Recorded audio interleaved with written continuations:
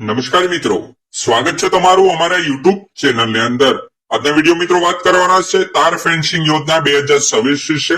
મિત્રો, તાર ફેન્સિંગ યોજના 2026 અંતર્ગત ખેડૂત મિત્રોને મીટર દીઠ ₹200 ની સહાય અથવા તો મિત્રો કુલ ખર્ચના 50% સુધીની સબસિડી ખેડૂત મિત્રોને આપવામાં આવશે।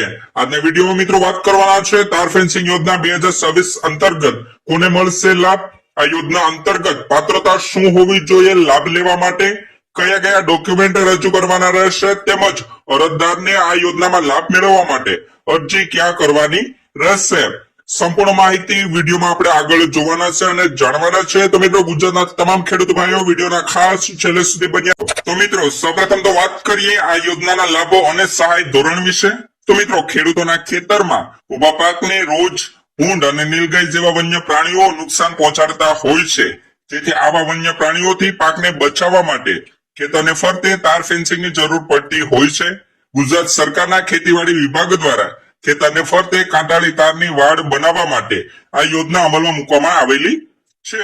તો મિત્રો, જે રોજ ભૂંડ અને નીલગાય જેવા વન્ય પ્રાણીઓથી પાકને બચાવવા માટે ગુજરાત સરકારના ખેતીવાડી વિભાગ દ્વારા ખેતરને ફરતે કાંટાળી તારની વાડ બનાવવા માટે આ યોજના અમલમાં મૂકવામાં આવેલી છે, જેમનું નામ છે તાર ફેન્સિંગ યોજના 2026।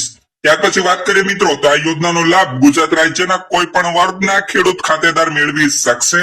આ યોજના અંતર્ગત ખેડૂત વ્યક્તિગત અથવા તો ક્લસ્ટર બનાવી લાભ મેળવી શકશે। ક્લસ્ટર માટે ઓછામાં ઓછા 2 હેક્ટરની જમીનનો વિસ્તાર હોવો જોઈએ।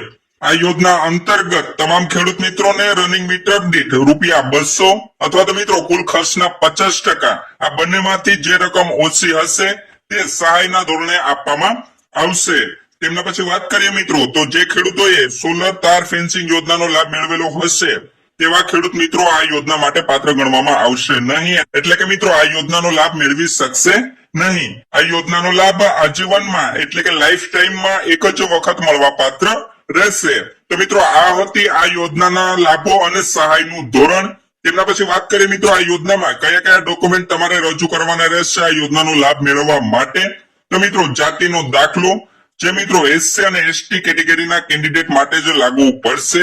ત્યાર પછી મિત્રો, દિવ્યાંગ અંગેનું પ્રમાણપત્ર, જે અરજદારોને જે ખેડૂત મિત્રોને લાગુ પડતો હોય તેને, રેશન કાર્ડ, આધાર કાર્ડ, ગામ નમૂના નંબર 7-12 અને 8 ઉતારાની નકલો, બેંક પાસબુકના પ્રથમ પેજની નકલ અથવા તો મિત્રો રદ કરેલ ચેક, અને મિત્રો છેલ્લે કે સંમતિ પત્રક, જેમાં મિત્રો સંયુક્ત ખાતેદારના કિસ્સામાં સંમતિ પત્રક હોવું ખૂબ જ જરૂરી છે।